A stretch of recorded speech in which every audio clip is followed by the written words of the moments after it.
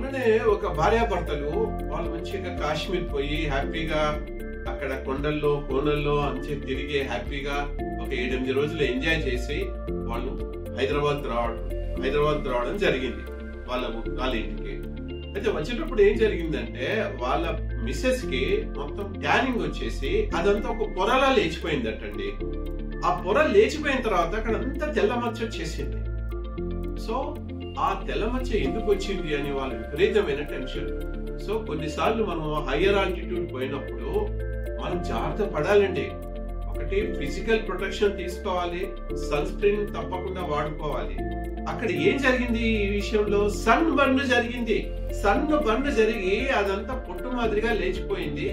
వాళ్ళ ఫ్యామిలీలో ఎవరికో తెల్లపోతుంది. సో దానికి విటిలిగో టెండెన్సీతోని ఆ అమ్మాయికి తెల్ల మచ్చలు వచ్చాయి.